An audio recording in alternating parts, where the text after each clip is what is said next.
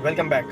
I hope मेरी पहली clip आप सबने देख ली होगी और उसका रिस्पांस भी मैंने देखा कि मोस्टली स्टूडेंट्स यही अप्रोच यूज़ करते हैं कि वो से बिज़नेस टैक्सेशन की तैयारी में इनकम टैक्स को तरजीह देते हैं। इनकम टैक्स से स्टार्ट करते हैं जो कि आपका 60% का पोर्शन है और वो पूरा हो नहीं पाता, पेपर का वक्त करीब आ जाता है और फिर सेल्स टैक्स और एफ को बस जल्दी जल्दी देख के हम पेपर देने चले जाते हैं और सोचते हैं कि भाई पेपर पास हो जाए। अच्छा, यहाँ पे एक और भी चीज़ है कि हो सकता है कुछ स्टूडेंट्स ने कहा कि नहीं पेपर में ग्रेड लाइन फॉलो नहीं होती और सेल्स टैक्स का पोर्शन ज़्यादा होता है। हो सकता हो, ICM में कुछ भी हो सकता है, बट मेरी अपनी पर्सनल असेसमेंट ये है कि ऐसा नहीं है। होता यूँ है, जो एक ह्यूमन साइकी है कि अनफॉर्चुनेटली क्वेश्चंस कुछ इस तरीके से होते हैं और क्योंकि हमारी तैयारी भी नहीं होती सेल्स टैक्स और एफ की, तो हमें ये लगता है कि मेजर क्वेश्चन, मेजर एरिया जो है ना वो वही आया है, सेल्स टैक्स और एफ और हो भी सकता है कि हाँ आया हो, इन रियलिटी भी हो सकता है आया हो। बट अगर हम स्ट्रेटेजिकली मूव करें और प्रॉपर प्लानिंग के साथ तैयारी करें तो हमारे लिए कुछ मुश्किल नहीं होगा। याद रखना एक बात, if you fail to plan well that means you are planning to fail. तो प्लानिंग बहुत ज़रूरी है।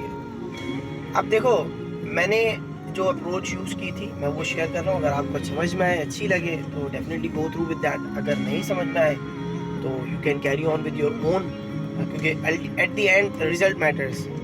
मेरी बात मैटर नहीं करती। अगर आप मेरी बात सहमत से एग्री करते हो, समझ में आती है तो ठीक है।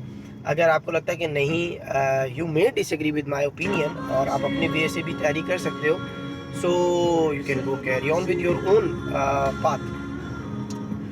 देखो, स्ट्रेटजी ये है कि 60% इनकम टैक्स है जो कि बहुत बड़ा एरिया है एंड 40% जो है आपका एफ और सेल्स टैक्स है। So why not starting first sales tax. अच्छा देखो, जो भी एरिया है ना आपका बिजनेस टैक्स का, whether it be income tax, whether it be sales tax और वेदर इट बी एफ तो मैं समझता हूँ इनमें दो एरियाज हैं। ठीक है, एक है आपका कॉम्पिटिशनल एरिया और दूसरा है आपका थियोरेटिकल एरिया। कॉम्पिटिशनल एरिया अगर मैं बात करूँ सेल्स टैक्स की तो output tax, input tax, apportionment, allocation, restriction, 90% rule, further tax कब लगेगा कब नहीं लगेगा, टैक्स लाइबिलिटी तक जो है वो किस तरीके से निकलेगी सेल्स टैक्स में। This is competitional area of sales tax.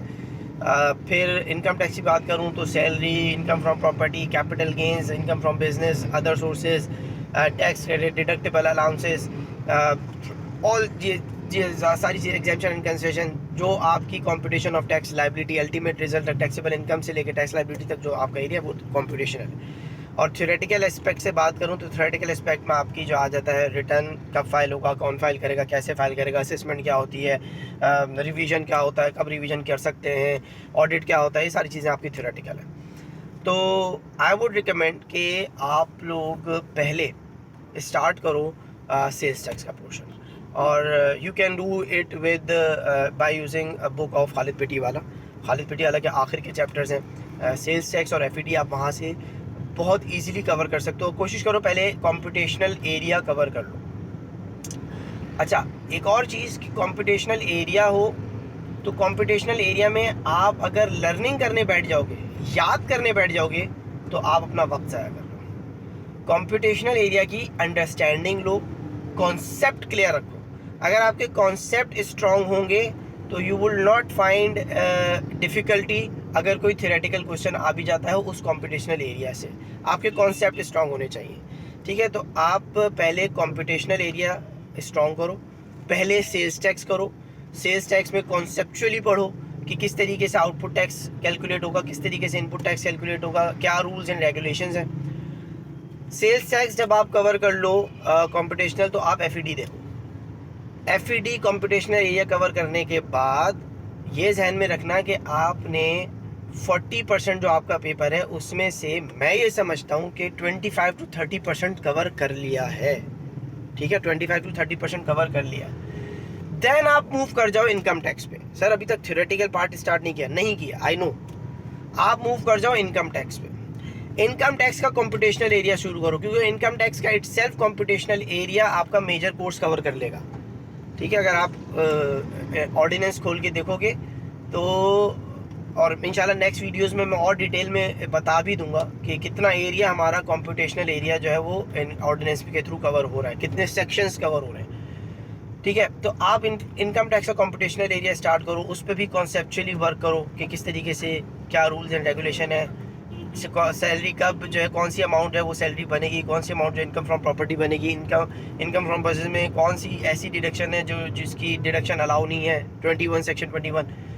जब आप कंप्यूटेशनल एरिया इनकम टैक्स का भी कर लोगे तो याद रखना 60% में से मेरे मुताबिक आप 40 to 45% तैयारी कर चुके हो, और ये आपका major area, major syllabus cover कर लेगा ग्रिड लाइन का। अगर इस अप्रोच, उसके बाद जब ये कॉम्पिटिशनल एरिया आपका कॉन्सेप्चुअली स्ट्रांग हो जाए तो फिर आप थ्योरी पे मूव करो, और थ्योरी में भी किस तरीके से चलना है थ्योरी को लेके ये भी मैं आपको नेक्स्ट वीडियो में बताऊंगा। सो अगर आपको मेरी वीडियोस अच्छी लग रही हैं तो do not forget to subscribe my channel, और जुड़े रहिए। इंशाल्लाह आपका भाई आपके साथ रहेगा और मिल के इस बिजनेस टैक्सेशन को क्रैक करेंगे। Thank you so much.